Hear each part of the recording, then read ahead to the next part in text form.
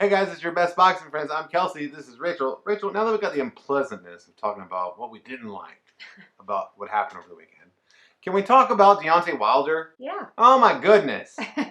I was thinking earlier today, I was like, it might be that we are living right now and enjoying the career of the greatest heavyweight of all time. It's possible. It's possible. Hold off if Depending you're mad. on how you measure that. Since it's subjective. Oh, it's entirely subjective. But I'm saying that maybe at the end of Wilder's career, we're thinking, People can argue that, yeah. Yeah, it'll be a legitimate argument. 10 years ago, I wrote an article in 2013 for Bleacher Report. I looked it up the other day.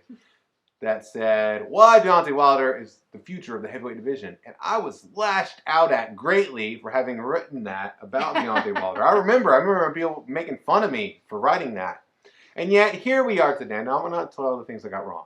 Now, here we are today. Deontay Wilder is the now of the heavyweight division. He has the highest knockout percentage in boxing, heavyweight boxing championship history. And he's put together 10 really great title defenses. He's gone 9-0-1 in that. And in the draw, remember that in most fights, I believe that Tyson Fury probably deserved the decision. But in most, 9 out of 10 times, the referee would stop that fight. Correct. So, I can't wait to see the rematch, but I just want to give credit, I guess, to Deontay Wilder for coming along. If you look back at his career, he started boxing when he was like 19 or 20 years old. Within a year or two, he's at the Olympics, where he earns a bronze medal.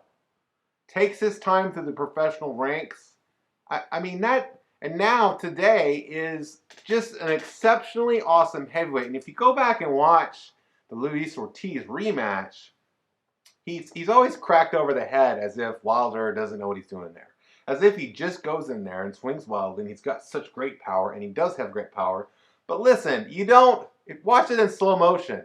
You don't throw a punch with that much authority, with that much intention, with that much present moment awareness. Land it hard, turn and walk away slowly. If you don't know what you're doing, have you ever tried to throw a punch? Go outside and try to throw a punch at something that's not going to hurt your hand that small, the surface area of the face, and see how hard it is against a moving target. It's really impressive what Wilder's done in his career. Yeah, I would say that what makes it difficult is Wilder's body type and size, and that I think when you're looking at him, it's hard. It kind of looks a little awkward at times. Mm-hmm. So you might make that judgment, right? That he doesn't have much skill or any skill, whatever, people out there when they're making judgments. The other thing that I brought up the other day is when I watch Wilder, when I watched him in the Ortiz fight, he has this look on his face that I described as bewildered. And remember I said, I was like, if a fight went 12 rounds, I wonder if that has an effect on how the judges will score around. Because that's what it looked like to me, so that's what I observed. Yeah. I observed Wilder. Yeah, he looked a little awkward. He's got those super long, somewhat skinny legs, right? Yeah. And he stands. Even one of the commentators mentioned his stance being a little wide. Yeah. And so it looks like a little bit awkward. Yeah. And so if you're making those judgments, but what you're saying is, he has more skill than what we might. Than he's given credit for. For. And I would like to go back to your point. I think that people have a tendency towards falling in love with the wrong things, right? And so we look at fighters and we like the way they look. We like the aesthetic pleasing fighters who look the way that we think fighters should look. And yet throughout boxing history, there's guys that have come along that do things differently that are effective. Reminds me of the old 10-year debate of who's the better fighter, Vitaly Klitschko or Vladimir Klitschko. And both great heavyweight champions. But to me, easily, the answer is Vitaly Klitschko was a better heavyweight champion. And Vitaly is one of the people on that list of top 5 all-time knockout percentages. And can we just say I read over the weekend where somebody, it was like a dagger to my heart, brought up the Klitschko they called it the error instead of era. Yeah, those people are dumb. They didn't like it. I don't care. If you don't like it, that's fine. I No, loved everybody's entitled to their opinion. But They're not dumb. listen. But like it was a dagger to my heart. Vitaly Klitschko was the better fighter. He didn't look aesthetically pleasing, as aesthetically pleasing as his brother, but we never saw Vitaly Klitschko get knocked out or knocked down a bunch of times and win escape by decision. Maybe he didn't have the same kind of one punch, separate from your senses, beautiful power that Vladimir possessed. But I guarantee if you go back and look at people before they fought Vitaly Klitschko and after, they were never the same. And because he just bludgeoned them, he just completely wrecked people. So I think it really speaks to then this idea of maybe letting go of our expectations and what we think like should be happening.